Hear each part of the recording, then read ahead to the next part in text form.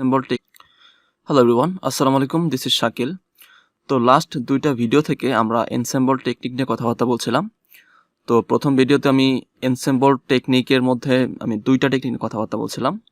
একটা হচ্ছে বাগিং বা বুটস্ট্র্যাপ অ্যাগ্রিগেশন অ্যান্ড বুস্টিং। ওকে, দেন আমি ভোটিং নিয়েও কথাবার্তা বলছিলাম। ওকে, তো যারা এই ভিডিওগুলো দেখেনি তারা দেখে আসবেন, বিকজ আজকের ভিডিওতে আমি তেমন ডিটেলস কথাবার্তা বলবো না। আজকের ভিডিওতে জাস্ট আমি দেখাবো যে আপনারা কিভাবে র্যান্ডম ফরেস্ট ক্লাসিফায়ার ইউজ করবেন এবং র্যান্ডম ফরেস্ট রিগ্রেশন ইউজ করবেন। ওকে, তো র্যান্ডম ফরেস্ট ক্লাসিফায়ার এবং ডিসিশন ট্রি এই দুটোর মধ্যে ডিফারেন্স, মানে অ্যাকচুয়ালি যে ডিফারেন্সটা সেটা আমি এর আগেও একবার কথাবার্তা বলছিলাম যে ডিসিশন ট্রি হচ্ছে একটা মাত্র single tree and random forest হচ্ছে অনেকগুলো ডিসিশন ট্রি মিলে একটা র্যান্ডম ফরেস্ট। তো বেসিক্যালি র্যান্ডম ফরেস্টে আমরা যেটা করে থাকি সেটা হচ্ছে আমাদের কাছে একটা মেইন ডাটা সেট থাকে। তো মেইন ডাটা সেট থেকে আমরা যেটা করি, আমরা বুটস্ট্র্যাপ ডাটা সেট তৈরি করি feature sampling with replacement and row sampling with রিপ্লেসমেন্টের মাধ্যমে। ওকে, তো এই বুটস্ট্র্যাপ ডাটা সেট থেকে আমরা পার্টিকুলার ট্রি জেনারেট করি। ঠিক আছে, তো আমরা চাইলে এখানে আমাদের ইচ্ছা মতো ট্রি সিলেক্ট করে দিতে পারি যে আমরা আসলে কতগুলো ট্রি দেখতে চাই। তো কিভাবে এটা করবেন আপনারা সাইকিট-লার্ন লাইব্রেরি ইউজ করে, সো এটাই আমি দেখাবো। ঠিক আছে, তো এর আগে আমি কি কাজগুলো করছি সেটা নিয়ে আমি কথাবার্তা বলছি না, বিকজ এগুলোর জন্য আলাদা পার্টিকুলার ভিডিও আছে। আমি জাস্ট এখানে দেখাবো যে আপনারা র্যান্ডম ফরেস্ট কিভাবে ইউজ করবেন and random forest and decision ট্রির মধ্যে যে অ্যাকচুয়াল ডিফারেন্সটা সেটা কি। ওকে, তো র্যান্ডম ফরেস্ট আমি ইম্পোর্ট করছি। তো র্যান্ডম ফরেস্ট আপনারা জানেন এটা একটা ensemble technique, so that's Y এটা আছে এনসেম্বলের মধ্যে। সো আমি সবার প্রথমে এটা ইম্পোর্ট করছি from sklearn.ensemble import random forest classifier. Okay, তো যেহেতু আমি ক্লাসিফিকেশন অ্যালগরিদম এটা ক্লাসিফায়ার ইউজ করতেছি, so that's why random forest classifier. And আপনি যদি কোনো রিগ্রেশন প্রবলেম নিয়ে কাজ করেন সেক্ষেত্রে আপনার জন্য আছে র্যান্ডম ফরেস্ট রিগ্রেশন। ওকে, তো র্যান্ডম ফরেস্ট রিগ্রেশন কীভাবে কাজ করে সেটা এখানে ডিটেলসে দেওয়া আছে। আপনারা সাইকিট-লার্নের মধ্যে ঢুকলেই এটা দেখতে পারবেন। তাছাড়াও আমি এটা ভিডিও ডিসক্রিপশনে লিঙ্কটা দিয়ে দেবো, আপনারা এখান থেকে প্রপারলি দেখে নেবেন। দেখেন কিভাবে আপনারা ইম্পোর্ট করবেন, দেন প্যারামিটারগুলো কী কী টাইপের হয়ে থাকে, দেন নিচে একটা এক্সাম্পলও দেওয়া আছে মেবি। ওকে, তো এখান থেকে আপনারা দেখে এটা প্র্যাকটিস করতে পারেন। ঠিক আছে, তো আই হোপ আপনারা যদি এর আগের ভিডিওগুলো দেখে থাকেন তাহলে এটা কোনো ব্যাপার না, এটা ভেরি সিম্পল, আপনারা দেখলেই বুঝবেন। সো আমি এখানে আপনাদের জাস্ট র্যান্ডম ফরেস্ট ক্লাসিফায়ারটা করে দেখাচ্ছি। ঠিক আছে, সো আমি রান করি। ওকে, তো র্যান্ডম ফরেস্ট ক্লাসিফায়ার রান হয়ে গেছে। তো আপনারা জানেন তারপর একটা অবজেক্ট ক্রিয়েট করতে হয় আমাদের।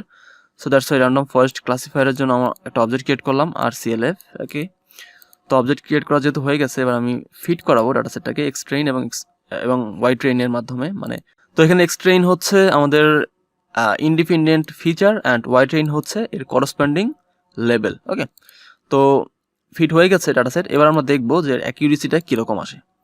তো রান করাই। ওকে, দেখেন আমাদের অ্যাকিউরেসি আসছে 0.69, মানে 69% অ্যাকুরেট অ্যান্সার দিচ্ছে আমাদের। এই সেম প্রজেক্টটাই আমরা ডিসিশন ট্রিতে করি, দেখি ডিসিশন ট্রিতে কী হয়। ওকে, রান করাই। তো আপনারা অলরেডি জানেন ডিসিশন ট্রি কীভাবে কাজ করে, সো এটা নিয়ে আমি ডিটেলস কথাবার্তা বলছি না। দেন সিমিলারলি আমরা অবজেক্ট ক্রিয়েট করলাম, দেন ডাটাটাকে ট্রেন করাইলাম। তাহলে এবার আমাদের স্কোরটা দেখতে হবে। So CLF.score xtest, y test। ওকে, রান করাই।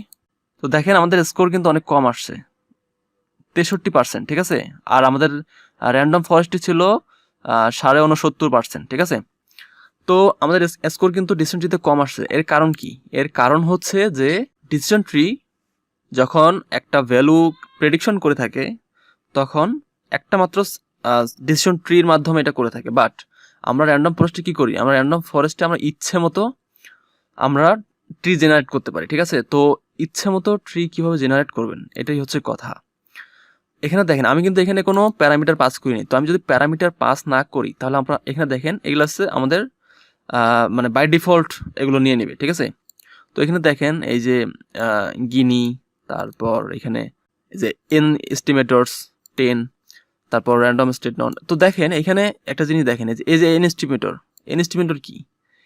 এস্টিমেটর হইতেছে আপনার এই যে র্যান্ডম ফরেস্ট আপনি ইউজ করছেন। তো র্যান্ডম ফরেস্ট তো আপনারা তো মাল্টিপল ট্রি ইউজ করো, তাই না? তো এস্টিমেটর বাই ডিফল্ট 10 নিয়ে নেয়, মানে হচ্ছে আপনার ডাটা সেটের জন্য 10টা ট্রি জেনারেট করবে, মানে 10টা বুটস্ট্র্যাপ ডাটা সেট তৈরি করবে এবং 10টা বুটস্ট্র্যাপের জন্য 10টা করসপন্ডিং ট্রি জেনারেট করবে। ট্রি জেনারেট করার পর তারপরে আপনি যখন ভ্যালুটা দিবেন তখন 10 বার প্রেডিকশন করবে।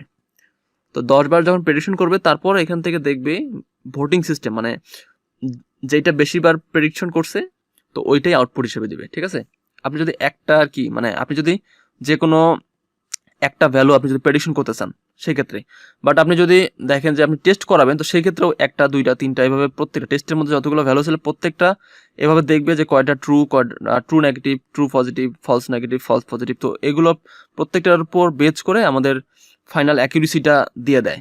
ঠিক আছে, তো কনফিউশন ম্যাট্রিক্স হিসাবে অ্যাকিউরেসিটা কীভাবে আসে সেটা তো আমি এর আগে কথাবার্তা বলছি, সো এটা নিয়ে কথাবার্তা বলছি না।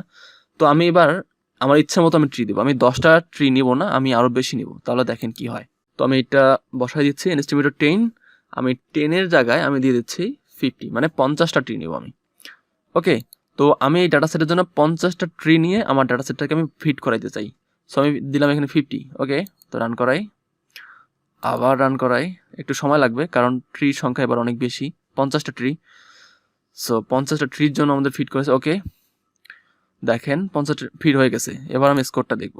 ওকে, দেখেন স্কোর কিন্তু আগের মতো নাই, স্কোর কি একটু হইলেও চেঞ্জ হয়েছে। আগে ছিল কত 69%, আর এবার আসছে 71%, 71.34।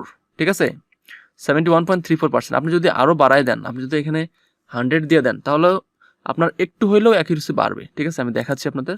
দেখেন একটু ওয়েট করতে হবে বিকজ 100টা ট্রি জেনারেট করতে একটু সময় লাগবে। সো একটু ওয়েট করতে হবে আমাদের, আমরা দেখতে পারবো, খুব সহজে দেখতে পারবো।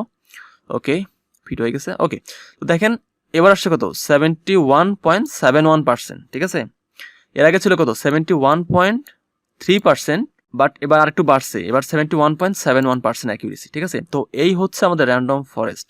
আমি জাস্ট একটা এক্সাম্পল দেখালাম আপনাদের। ঠিক আছে, তো আপনারা চাইলে আপনাদের ইচ্ছা মতো এখানে এস্টিমেটরসের ভ্যালুটা বাড়াই দিতে পারেন। তার মানে যত দিবেন এখানে ভ্যালু সেট করবেন ওই হিসেবে প্রেডিকশন করবে আপনার, মানে অতগুলো ট্রি জেনারেট করবে, হয়তো তত বেশি সময় লাগবে এবং আপনি অনেক বেশি অ্যাকুরেট একটা অ্যান্সার পাবেন। ঠিক আছে, তো এই হচ্ছে র্যান্ডম ফরেস্ট নিয়ে আর কি আমি দেখাইলাম পাইথনে কীভাবে আপনারা ইমপ্লিমেন্ট করবেন সাইকিট লার্নার লাইব্রেরি ইউজ করে। তো আই হোপ আপনারা সবাই আমার থিওরি ভিডিওগুলো দেখছেন যে র্যান্ডম ফরেস্ট ক্লাসিফায়ার কীভাবে কাজ করে, দেন রিগ্রেশন কীভাবে কাজ করে, দেন এর আগে ডিসিশন ট্রি দেখাইছিলাম। তো ডিসিশন ট্রিও আই হোপ আপনারা দেখছেন। তো ডিসিশন ট্রি যদি আপনারা না দেখেন তাহলে র্যান্ডম ফরেস্ট বুঝবেন না। আর র্যান্ডম ফরেস্টের মধ্যে দুইটা পার্ট আছে, একটা হচ্ছে ক্লাসিফায়ার, একটা হচ্ছে রিগ্রেশন। তো দুইটা নিয়ে যদি কথাবার্তা বলছি, সো আপনারা যদি ভিডিওটা দেখে থাকেন তাহলে আই হোপ আপনাদের আর কোনো সমস্যা থাকার কথা না।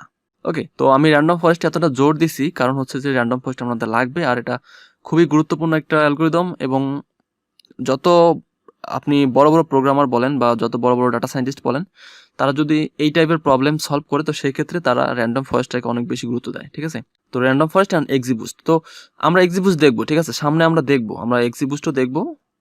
তো নেক্সট ভিডিওতে আবার দেখা হচ্ছে ইনশাল্লাহ। সেই পর্যন্ত ভালো থাকবেন। আসসালামু আলাইকুম।